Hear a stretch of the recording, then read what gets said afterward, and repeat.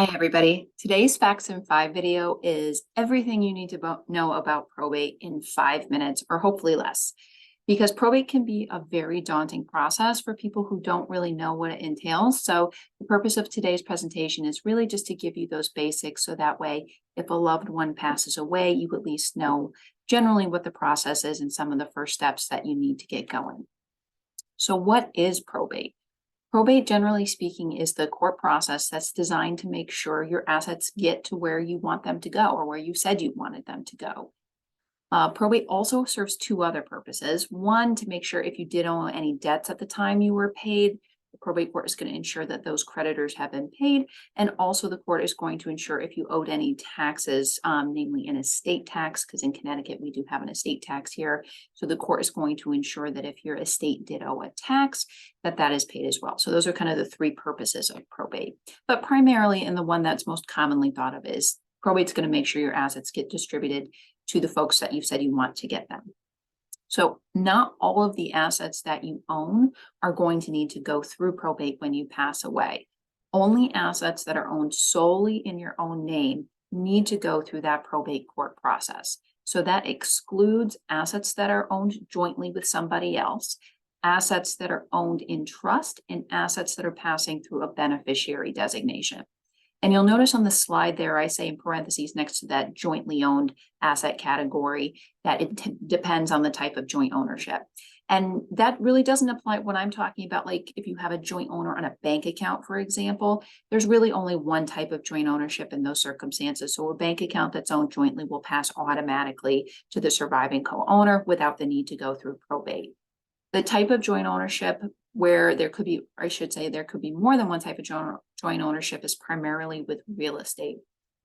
Because with real estate joint owners, you can have multiple people own real estate together. You can have them own it as joint tenants with right of survivorship or as tenants in common. If you own real estate as joint tenants with right of survivorship, that's the same as the bank account. So when you pass, your ownership in the property will automatically pass to that surviving co-owner without the need to go through probate.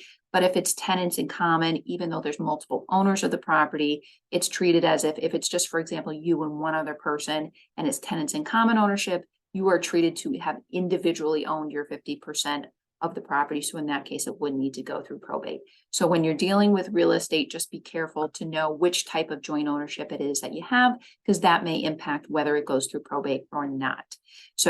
But typically speaking, again, or from a very broad standpoint, joint ownerships typically do not pass through probate.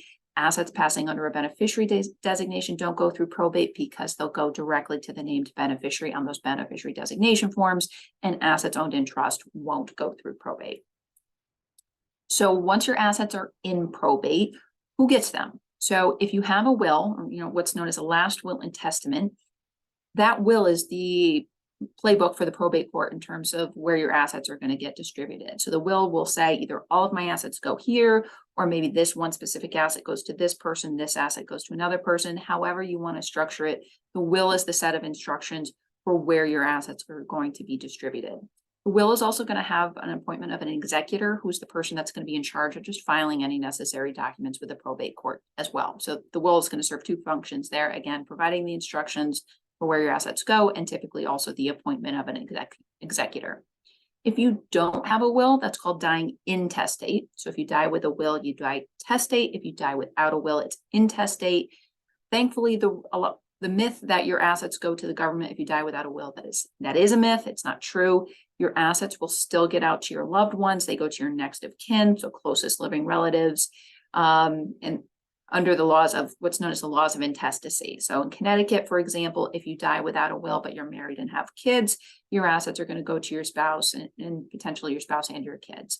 Or if you don't have a spouse and you have children, it's going to go directly to your children. If you don't have a spouse or children, it's going to go maybe to your parents or your siblings or your nieces and nephews, again, the closest living relatives. So what needs to be done first when you die? The very first thing you should do is always consult with an attorney to see what needs to be done. Sometimes probate is going to be required. Sometimes it isn't. Even if probate is required, Connecticut has 3 types of probate. So you're going to want to make sure you're filing the appropriate paperwork with the probate court. So to sit down and have a consultation with a knowledgeable estate attorney is going to be really beneficial.